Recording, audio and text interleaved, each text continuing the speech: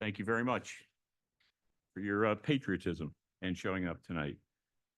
Is there a motion to approve the agenda for this evening? All motion to approve. Thank you very much. Is there a second? Thank you very much. All those in favor? Aye. Any edits, changes, suggestions? Then let's hop into it. Consent agenda, the items we went over on Monday that we consented to just vote on this evening as a block. Is there a motion to approve the consent agenda items? So moved. Is there a second? Second? Thank you. Any discussion? All those in favor? Aye. Aye. Any opposed? It carries unanimously. And that's it for this evening. Thank you very much for coming out. We appreciate it. Just a couple more items.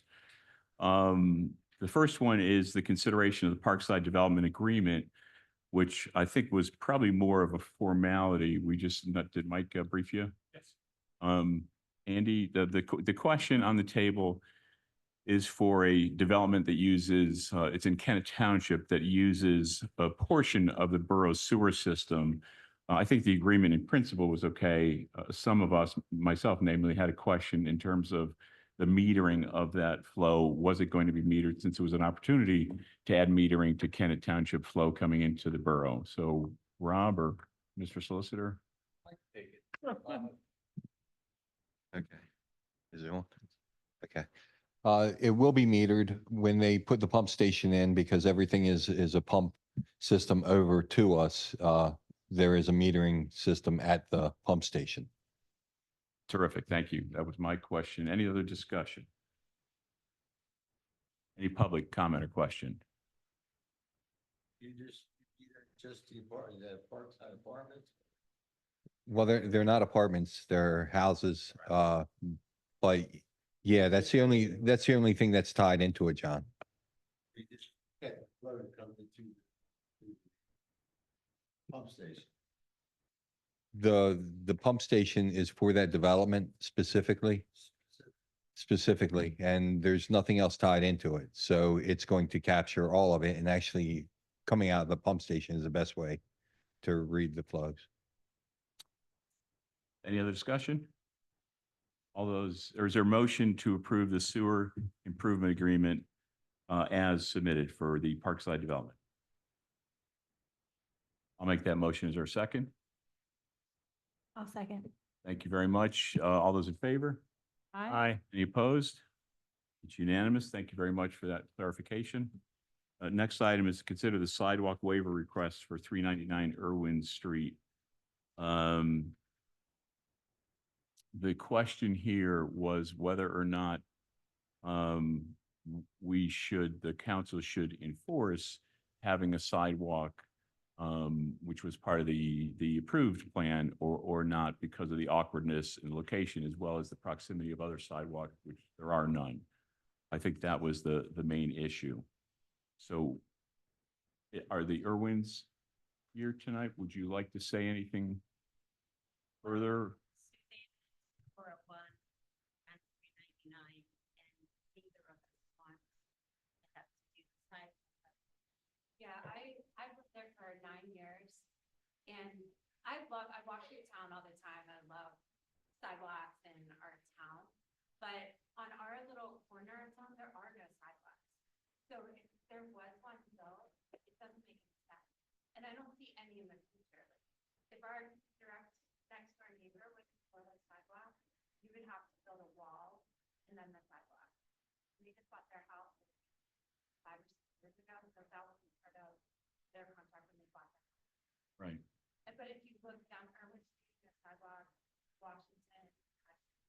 Well, Confession House is under contract with Board of Finance. So that house, 400 sessions with 1 staff, and that is now under contract. So they be required. Right.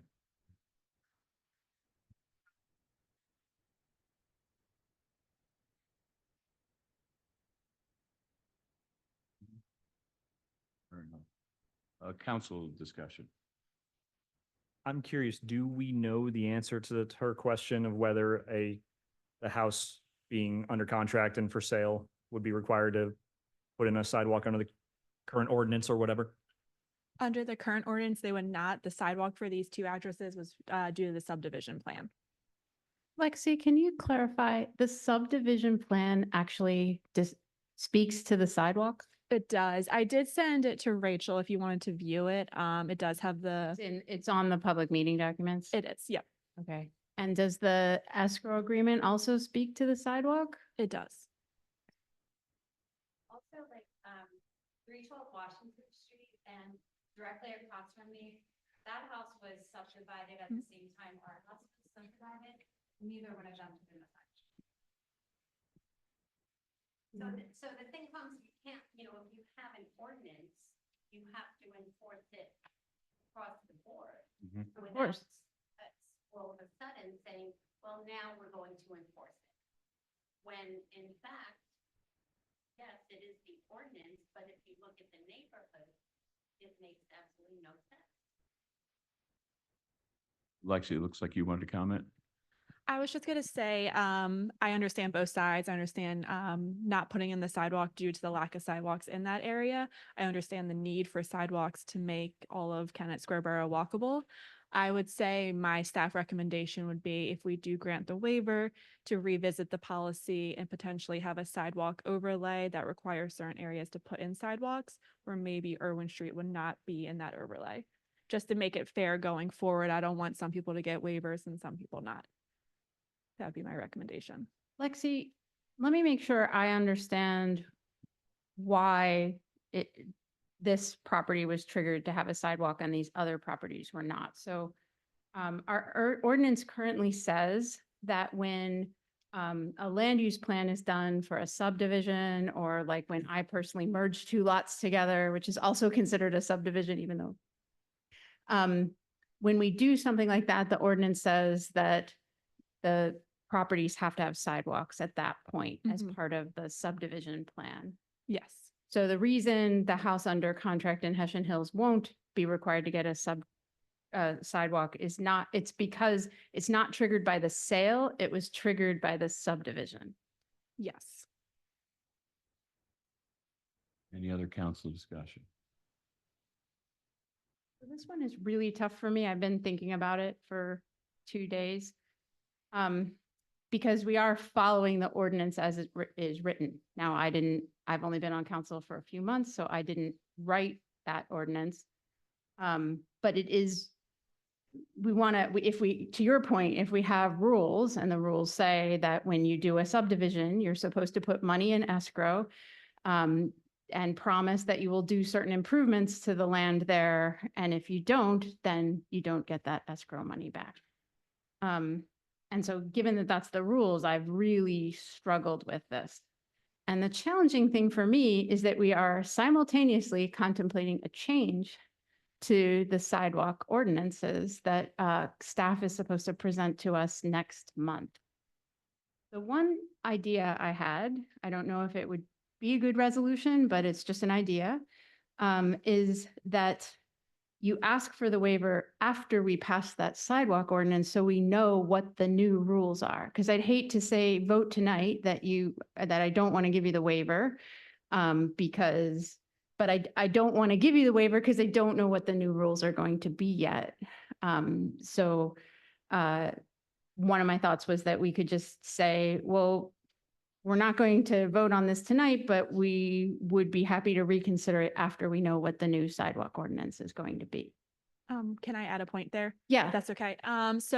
With the new ordinance, we would not be addressing any subdivision land development requirements, so that would still be a requirement. so there's no intent to change this Yeah. particular rule about the Yes. subdivisions. And then Okay. also the reason for the urgency with their sidewalk waiver is that their money is being held up in an escrow by a third party that is not currently involved in the property anymore. So that's why they're hoping to get that resolved quickly to get their money back for the escrow. My thoughts, and likewise, I've certainly thought about it and drove by again earlier, was part of the approved plan, and it was escrowed for. just because our predecessors didn't enforce sidewalks doesn't mean that we shouldn't do it. And the consistency is the tough part because it wasn't done consistently. And now to start saying we should be more consistent is not fun. I believe that's the case, but it's not fun. It's a small, relatively small sidewalk, so it has not a lot of financial impact or neighborhood impact. But if we don't start somewhere, I mean, we like to believe that Kennett Square is a very walkable sort of a place. You see people walking around, but there's a lot of sidewalks that are crummy in town that need to be replaced as well, and that's part of what we're trying to do. I think, unfortunately, there's some neighborhoods that were left off for whatever reasons. I think there was a deal. The deal should be followed through, and I apologize for the financial pain. I don't think my opinion is going to carry necessarily, but it's a small project, and if we don't start here, it's easy to say, well, the next one and the next one and the next one. It's certainly part of our broader sidewalk objectives or priorities. And again, just because we didn't do our job in the past doesn't mean we shouldn't going forward.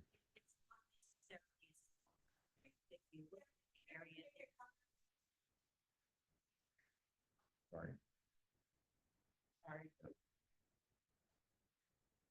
It's not necessarily a small project because if you look at the property, the one side is on a slope. Yeah. And there are utilities there and a Pico pole. And it will need a retaining wall. And it's about 4 feet. I don't think it's a small project. And the 12,000 that we put in escrow was not all for the sidewalk. So, you know, that's a consideration. There's some money that should be coming back to me. And if I don't put a sidewalk in, how much do I forfeit of that escrow? And I have a note from the borough saying everything has been done. Is that legal? I mean, and a note saying all the requirements have been met. Does that serve any purpose or is it negated? How does that work? I think as our solicitor on Monday night said, is that, I mean, you can certainly challenge it. I mean, let's first find out where the decision goes. You may be much happier than not in a couple minutes' time. Our solicitor on Monday night said that no question, the mistake that was sent was the letter that was sent was a mistake. It shouldn't have said, apparently, I haven't seen the letter, but it shouldn't have said what it You did. do have it. I sent a copy of the letters. to Okay. You, Well, you forgive have me, a I don't copy. recall that. Yeah. But just because we made that mistake doesn't mean that the borough should live by that mistake. And according to our solicitor, the borough's probably not legally responsible for that mistake other than better proofreading Who's there. responsible for that? The person that wrote the letter. Who was it? And the person who wrote the letter is representing the borough, Who made it, according to my lawyer. who made a mistake. But that's, I mean, that's Yeah. something the lawyers Yeah. can sort out after this decision is made. Right. I certainly understand your position. Yeah. And I respect. No, and I'm not trying to be, obnoxious, but yeah, there's just a lot of practical implications here that as a rational, practical, scientific sort of person doesn't make a lot of sense to me. Understand. Okay, thank you. Is there any other council discussion? This is a fact. Well, the street is probably 15, 20 homes at least, right? There's no plan to add sidewalks to that area. Yeah, I mean, this affects two properties that are specifically covered here. Eventually, the new sidewalk ordinance, if passed, would require homes to put in sidewalks at resale. Right. That would be down the road. So that could take 10, 20 years for sidewalks to be. But I think Rob had a comment too about.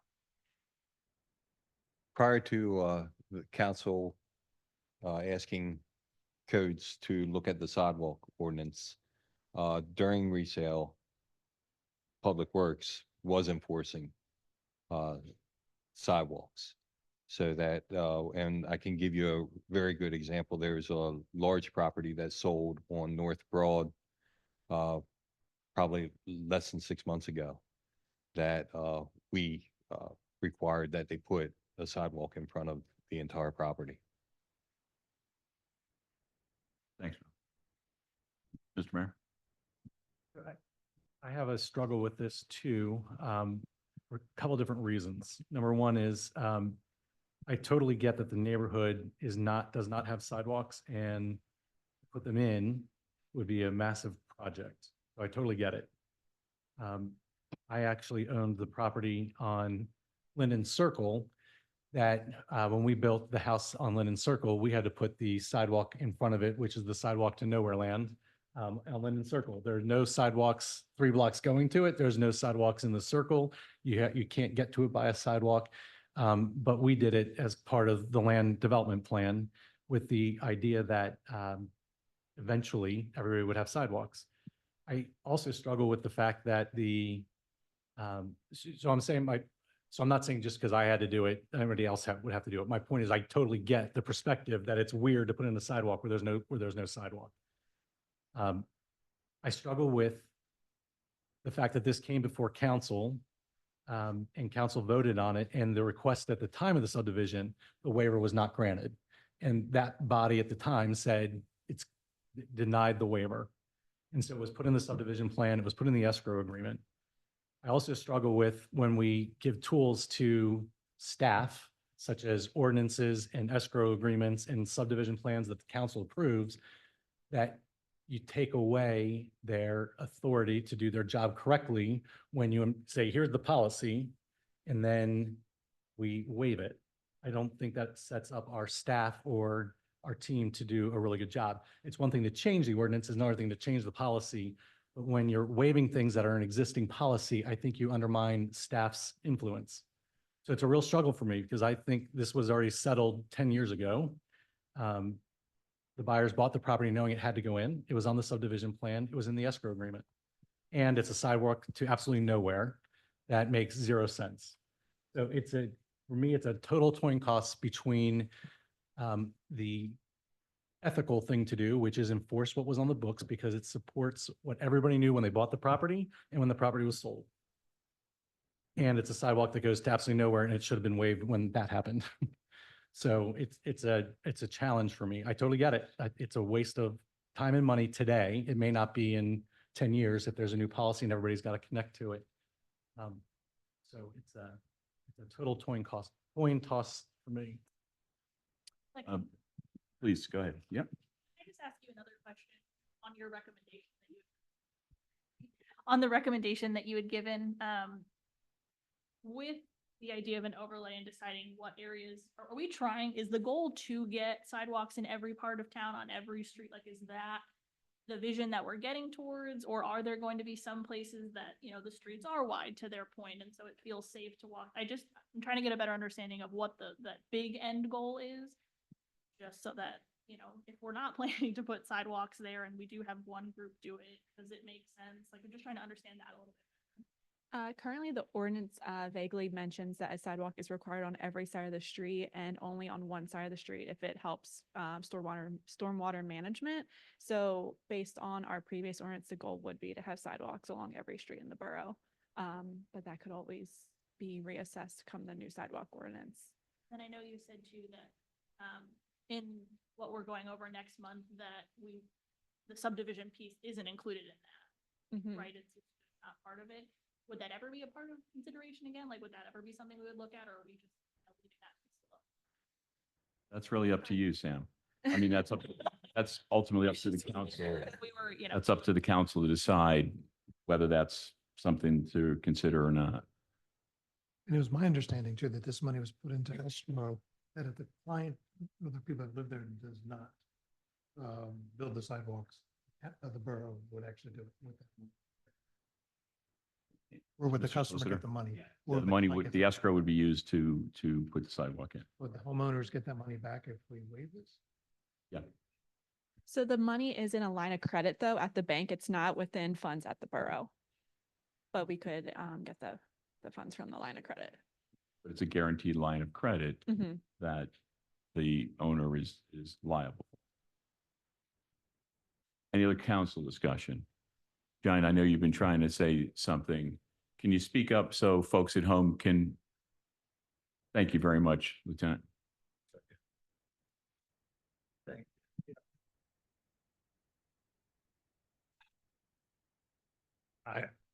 I find this whole discussion silly. You have a screwed up sidewalk ordinance. You got a mayor's rich and had to put in a sidewalk. I approved it when he had to do it, but that's tough. He's got the money. These people don't have the money to do that. Now, all it takes is to do your ordinance. And, you know, I mean, if you have a subdivision out in the open where you have, every house has a sidewalk, fine. If you got a place like Irwin Street or that little development by the Friends Home, you make exceptions with the idea that later that might change. Because if, you know, 5 years down the road, if you want to put sidewalks, in, everybody's got to put them in. But make exceptions where people are not walking now or not driving. There's nobody driving up on Irwin Street. I was up there for years with my dad. It's just a nice little part of town. Why would you have to have a subdivision and then the neighbors don't have to put a sidewalk in because they're not subdivided? That's stupid. You either put a sidewalk in or you don't. It's not walkable if you have a sidewalk here and then you have to walk on the road there and there and there. Then there's another sidewalk. Just make the ordinance right. And tell these people that, you know, make Irwin Street, that little development, and go around town and see where these little alcoves are where there's no traffic. They have sidewalks, fine. If they don't, make an exception, but with the proviso that down the road, a council could make them all put in sidewalks. Might be 5 years, might be 10 years down the road when the pressure gets more. But these people don't have to put the sidewalk in. That is stupid. So. Thank you. Any other public comment? John, could I ask you to consider not judging people?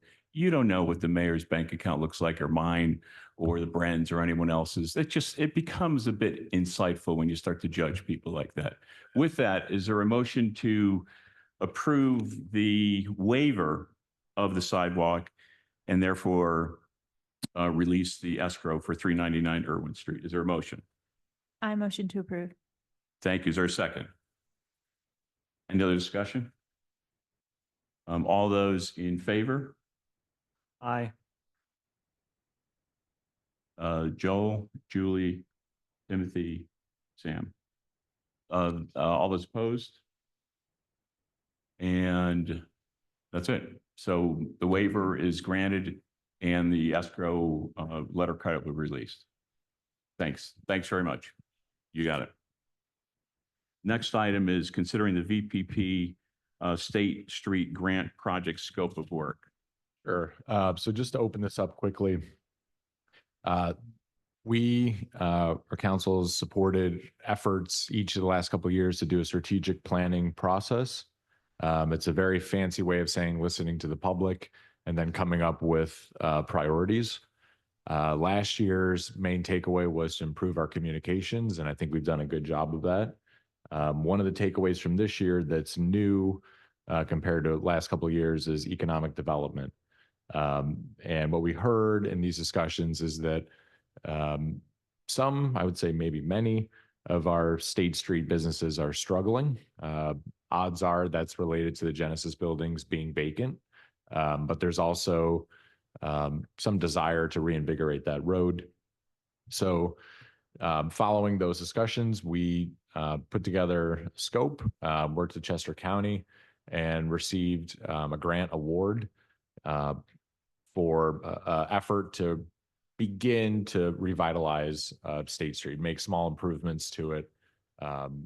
And so the discussion here tonight from Joe from our team will be what the scope of that project is, what the cost is, timeline, et cetera. And then just quickly, it requires a match from the borough of $20,000, and we would pay for that using savings that we found this year in our code enforcement department.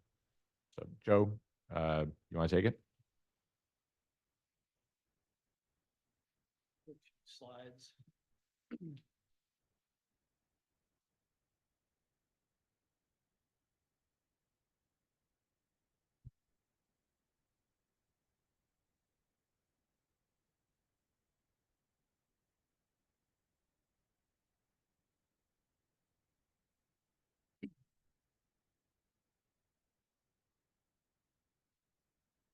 Okay, so yeah, my name's Joe and I'm here to talk about our State Street visioning and planning project that we've been working on for the last few months.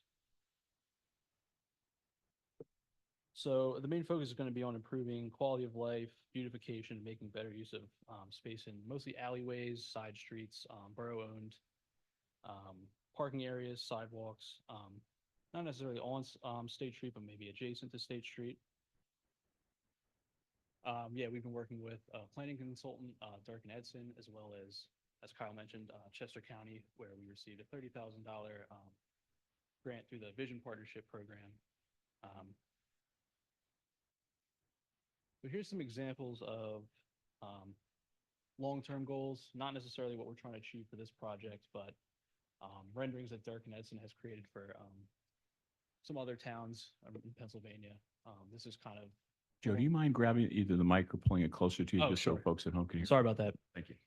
So yeah, this is, like I said, examples of what we're going to strive to long-term.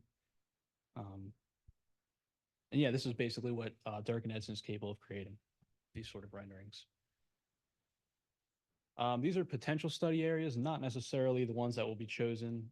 The ones that will be finally chosen will be through a working group, which we're going to create. I'll talk about that a bit later.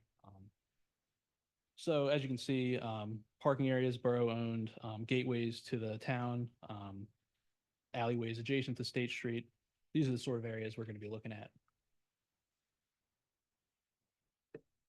And these are kind of our current goals of what we're trying to do with this project. So, improve lighting, improving seating, just making it a more comfortable place to be in these underutilized kind of sections of town.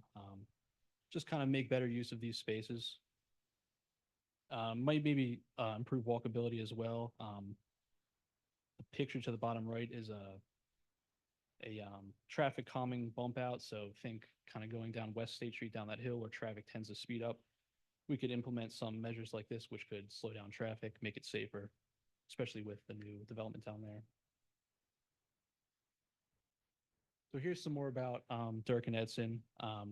They specialize in downtown and campus design. They have a team of landscape architects, engineers, planners, and their main the main output we're going to get from them is we're going to look at 5 sites, get 5 detailed renderings, 5 scopes of work, cost estimates, which would then allow us to kind of use those for future grants or capital plans when it gets time for implementation. So like I said earlier, we're trying to form a project working group. This is going to basically consist of representatives from local organizations. They're going to be the main kind of steer of the project. They're going to make the main decisions as far as or recommendations, I guess, to council as far as the 5 sites that will ultimately be chosen. We're trying to get a wide range of representatives from as many different backgrounds as possible so we can get as many opinions and points of view as possible. And obviously the supporting entities of this project will be Borough Council, Chester County staff, and Dark and Edson. And finally, I just have a cost breakdown and schedule. This was part of our scope that we received from Dark and Edson. Just kind of lays out the schedule and the tasks that they're complete. Yeah, that's about it. Julia, I know you've been involved in this project. Is there anything you wanted to add? I would say that we're still kind of in the development phase of like how the team is going to be assembled, but we feel like we do have a lot of good people in the committee that do have expertise in kind of doing things like this. So we're excited to kind of focus on certain areas simplify and bring more walkability. Thank you. Council discussion. Tim, you like it? Great idea. It's a whole idea. I think we need to address the area of downtown. Give it a little facelift, see which direction we want to go with it, especially in the future. As our little town's growing. Joel, any thoughts? I think it's a good project and it's always good to get more than 1-for-1 on your dollar of the investment with the grant that Kyle was able to secure and staff. So I appreciate all the hard work and look forward to see the results. Matt, any? Doctor? Dan?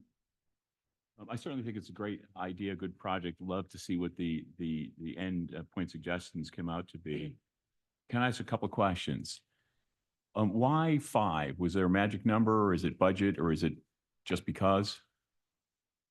I think budget wise, it kind of made the most sense. We wanted to get a scope and a cost estimate for each of the sites. So that kind of was the middle ground to allow us to do that. Do you know, the quote came in at 50,000, 30,000 would be the VPP award, and then 20 is the borough's responsibility, which Kyle said we have in the budget. Do you know how competitive that price is versus other similar types of projects, or maybe through the county's advice to say it was a fair number? You know? I believe the county, correct me if I'm wrong, Carl, but I believe the county has worked, or they've worked with boroughs or townships that have worked with Durkin in the past. I think they're a reputable consultant. So I think that's why that was an okay number. Gotcha. But I Right. guess, Yeah. Bob, maybe it's like, is there examples of like in around this area that they have done? Yeah, their website, they have a whole portfolio. It doesn't list financials, so I couldn't comment on that, but Yeah, Sorry, Joe, but if we go through the presentation, I believe all of those All of it. renderings, yeah, So all of except those, for the last few are all from that firm. yeah. Oh, Just like. some of them were from West Reading. There's a few campuses, local campuses they did as well. And that the Chester County Planning Commission recommended them, and they would only approve the scope if they agreed with their cost estimate. Gotcha. So, if I can go, let's see.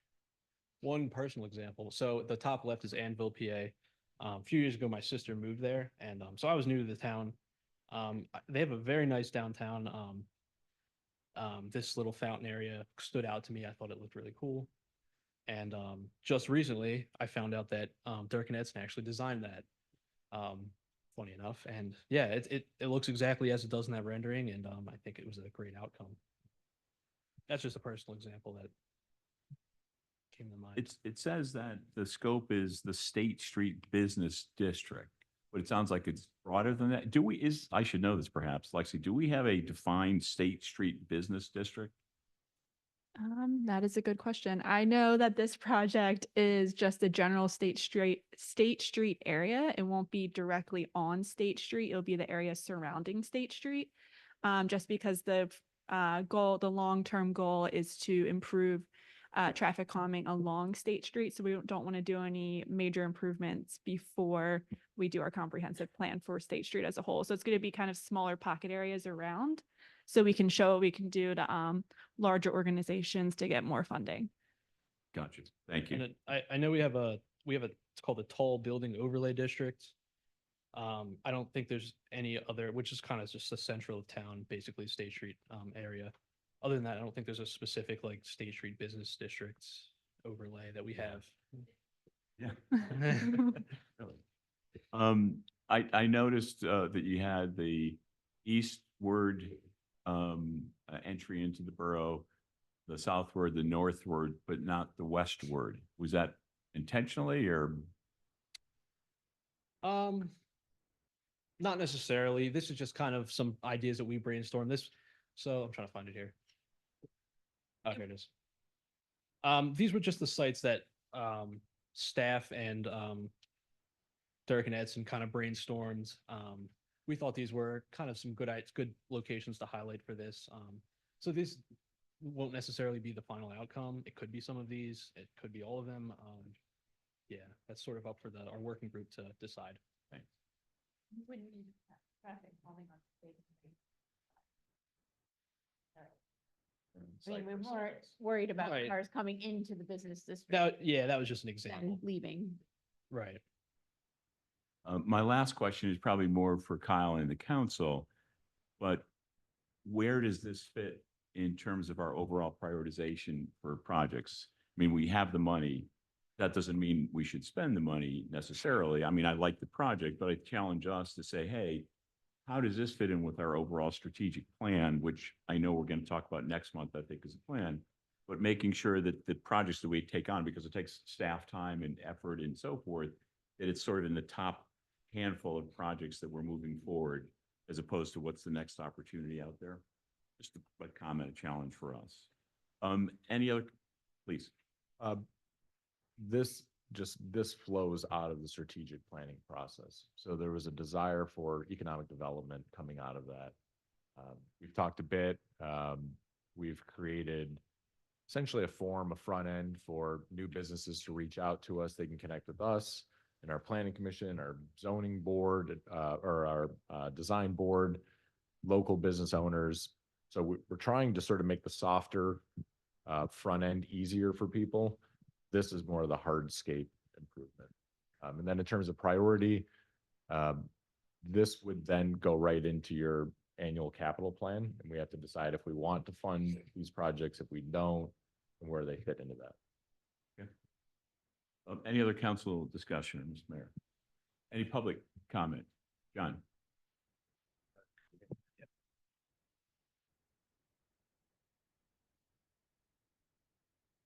Thank you. I think you go back 20 years, you'll see the Walker Bosley entranceway to the borough. Yeah, they were going to do everything to make this a beautiful town. I've lived here long enough. I've seen the town empty, the stores, and I've seen them so full that you can't believe it. Part of the problem is now the merchants don't stay open at night. That's part of the problem. They're never open at night, just the restaurants. When I was a kid, man, everybody in the world, everybody in town went uptown on Friday night. Everybody. And you walked. It was a walkable town in the 50s. And everybody, and you saw every neighbor you had. And the post office was open, the banks were open, everybody was open. You went to the candy kitchen, you went to the Donnelly's, you went to the soda fountains, everybody met everybody. The problem is they were people that lived here and were born and raised here. Now you have people coming in and they want to float. They want to work their hours and stuff. I don't want to spend a lot of money on that. We don't need a lot of money. We just need to have some activities going on uptown at night. And that's just the merchants have to make a commitment and they don't want to do it. So, I mean, I've seen it when almost every store in Canada was empty. Didn't matter to us. We were getting the tax dollars off the building. So, I mean, it's not going to kill us. Thank you. But, I mean, you don't want that, but I mean, it goes in cycles. It goes in cycles. And, you know, we're in a cycle now. We're doing got too many restaurants, too many of the same type of restaurants. Not enough diversity. But, you know, and that's another thing you got to consider, diversity. What draws people into Canada, and not just a restaurant? What else draws them in? Butcher shop, drugstore, newspapers, lotteries, bars, that kind of stuff. You got to have something for everybody. So, I mean, it's up to you guys. I don't want to spend a lot more money, but I've seen this so many times before and it doesn't work. Thank you. Any other public comment? Well, John, I don't agree with you on the restaurants. I think the more restaurants, the better, because there's a lot of foot traffic at night because of the restaurants. But my question is, will any parking be eliminated? Because that is a real issue, especially with that new complex. And that's my question. I think it's great to do things, but I think parking's an issue. I think it's probably, if I can be so bold as to rephrase that, is to say, making sure that you're taking traffic and parking in consideration with whatever plans happen to get pursued is certainly important. Okay. So what is, Kyle, or Joe, what's the specific motion or action you guys are looking for? That's a good clarification. So without kind of boring everyone, there are a lot of steps between us and the county in order to just get to a point where we can start the project. And the quickest way to do that at this stage is to approve a scope if you're comfortable with it, and then allow me to sign a contract from the county commission, which they're gonna dictate that contract either way, contingent on our legal's review of it. If you're not comfortable with that, which is okay, we can then bring it back at the next meeting. It'll move our start date from September 1 to October 1. But again, if that's more comfortable, that's fine as well. Again, could you sort of state what you're asking the council to consider in terms of the vote coming up right now? Approve the scope if you're comfortable with it, and authorize me to sign a contract around that scope with Chester County and contingent on legal's approval. Thank you. Is there a motion to that effect? So moved. Is there a second? I'll second. Any other council discussion? Any final public comment? All those in, Daniel? Just a quick question. There's the idea that there would be a bigger vision for State Street and traffic calming in the future, and that these projects would not would need to be kind of built around that. Is there any way to get a clearer vision of what's going to happen on State Street first, so such that these could then be more effectively incorporated into that, as opposed to just kind of cautiously designed around something in the future? Kyle, is it the chicken or the egg? Right. So the real, in my opinion, the best way to really address this issue is to do a full comp plan update. And that's when you do a parking study across the borough, you do a traffic study, you do a rezoning study, and you deal with it together to exactly that point, so that we're not messing with parking over here and not considering traffic over here. But a comp plan, it will probably take 1.5 to 2 years to do that. And so I don't think you want to wait and not do any improvements to the town in that time. So we're pretty confident that we can make improvements here that will not impact that. So for example, right, one of the ideas was activating an alleyway. Now, when we say activate, we might mean add lights to it or make it a seating area. I think that's relatively safe from impacting some of these other major things we're working on. Some is like more art focused, or like statues up in a certain area, like adding flowers at a certain season, kind of bringing people to a certain location that might be more of a pop-up situation too. So I think maybe we just need to keep that in mind. Forever, unless we feel like it's a place that won't impact any like traffic. I would add that there's probably some value in having the community engagement that's built into this scope of work, and that will form some momentum that could drive into that comprehensive report, have people engaged in thinking about what State Street should look like. Yep. Do have a question. Is your other plan, the other guy spoke, is he talking about closing State Street off and making Cypress Street a two-way? No. I mean, that sounds like your second plan, and that will never work. We're nowhere near. Well, that. I'm scared when you said you got it up bigger. Well, coming down the it's a road. comp plan, and we'll look at everything. So I'm not saying no to anything, but that's not part You of better this. say no to Cypress Street. There's a motion and a second. All those in favor? Aye. Any opposed? It's unanimous. Thank you very much, Joe and team. Joe, how will people know that you're starting this task force, and how can they get involved if they want to? Joe, Julie, I'm not sure who's running it. Kyle? We are engaging about 5 to 7 local organizations So Kennet Collaborative is one. There are a couple others that haven't yet sort of signed off to go public with it, but I think it'll be a really good group that people will be proud to see. And if anyone's interested, throw your name in the hat if you're interested. Yeah. We had, as I had announced on Monday, we were intending to have a workshop on the 2025 draft capital plan. It's still a bit too draft right now to kind of share tonight. So we're actually going to postpone that until August, where we'll have a more robust, complete plan to be able to discuss at the August meeting. So it will be a slightly longer meeting. With that, is there any final public comment not related to the agenda tonight?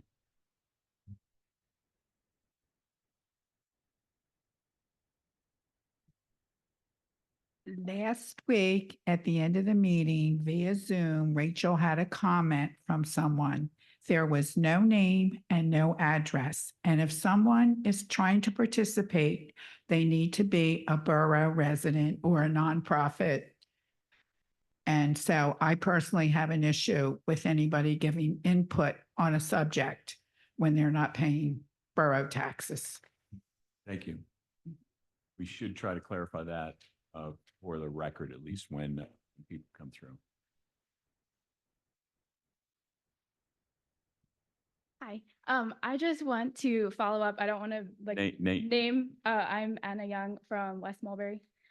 I don't want to get ahead of you. I know like the agenda, I was trying to follow it. I feel like we are a little bit out of order from the paper. So if I'm like jumping too far ahead, but I just want to know what the final vote was on the parking ordinance on West Mulberry. I think you voted to add it to the agenda on Monday, and It was tonight. approved. It was part of the consent agenda. All those items up Okay. front are all agreed in principle at the Monday meeting. So unless a council person pulls it off the agenda, they're all agreed. Okay, So great.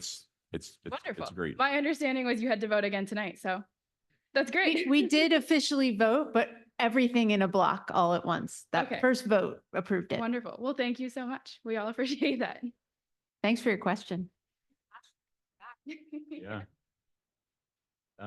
There's no other public comment. Any comment, Mayor? I just wanted to thank the residents of Mulberry. They came to multiple meetings over multiple months, from public safety to borough council, stayed on it and presented their perspective.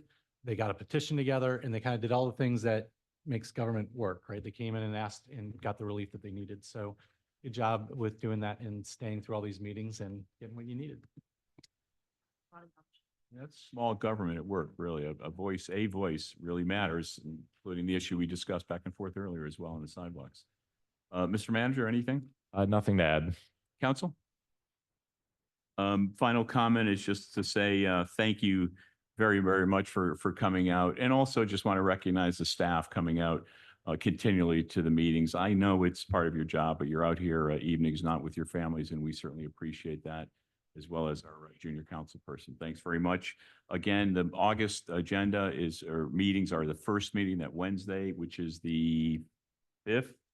Yes, the 5th of August. Wednesday or Monday, thank you. Monday only, August 5th at 7 PM. It probably will be a longer meeting. With that, is there a motion to adjourn? I move to adjourn. Thank you very much. Good day, good evening.